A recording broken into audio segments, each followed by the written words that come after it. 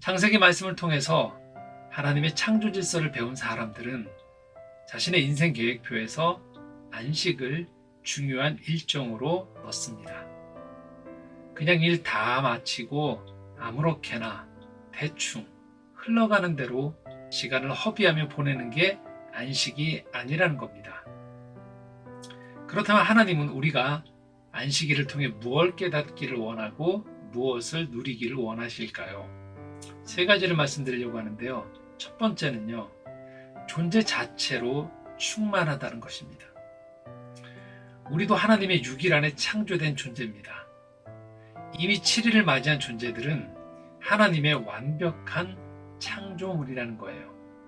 7일에는 그렇게 완성된 존재들이 존재 자체로 그냥 있는 겁니다.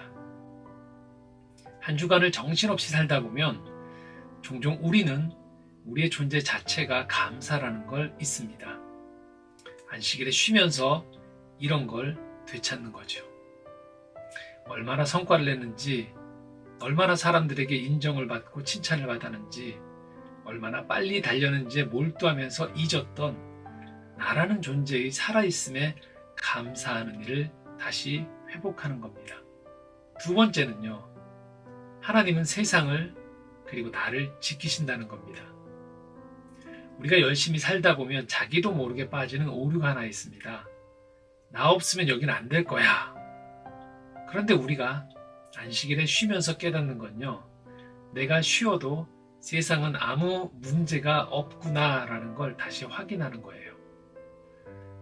물론 이 얘기가 무책임하게 나 하나쯤이야 하는 생각으로 자기가 할 몫을 슬그머니 안 하고 남에게 그 책임을 미루라는 말이 아닌 것들은 잘 알고 계시리라 생각합니다. 이 세상이 돌아가는데 나의 열심은 분명 의미 있는 역할을 합니다. 그러나 그것만으로 세상이 돌아가는 건 아니라는 거예요. 그래서 안식일을 잘 보내면요, 우리는 겸손해집니다. 다른 사람의 수고와 열심도 인정하게 돼요.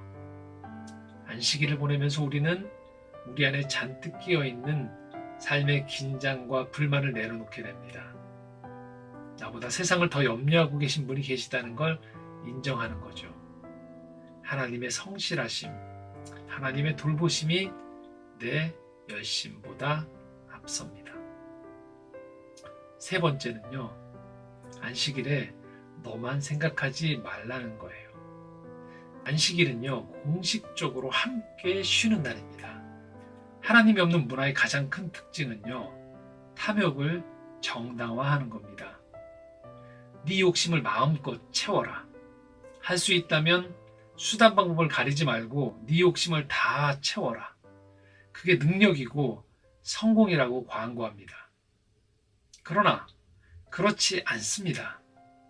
내가 내 몫의 범위를 넘어선 욕심을 채우는 동안 누군가는 쉬지 못합니다. 탐욕이 멈추지 않으면요, 사람들이 쉬지를 못합니다. 하나님이 지으신 세상을 그렇게 짓지 않으셨다는 걸 잊는 거죠. 하나님은요, 열심히 우리가 일하고 하루는 쉬면서 서로의 수고를 위로하고 격려하며 또다시 밝아올 새날을 맞이하는 그런 리듬을 우리가 회복하기를 원하시는 겁니다. 그러나 탐욕이 가득하면 사람들은 일할 맛이 안 납니다. 계속 일해야만 하고 일해도 보람도 없고 열매도 누리지 못하는 악순환이 반복되는 겁니다. 이런 탐욕을 제어하는 강력한 날이 우리에게 필요한 거고요. 그 날이 바로 안식일인 거죠.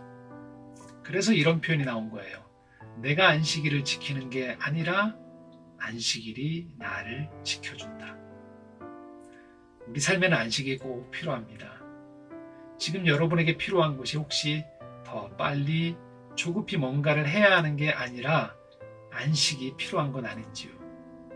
안식을 경험한 사람들이 제대로 일할 수 있습니다. 제대로 사랑할 수 있습니다. 제대로 끝까지 갈 수 있습니다. 하나님이 주시는 평화가, 쉼이, 위로와 소망이 여러분과 함께 하시기를 기원합니다.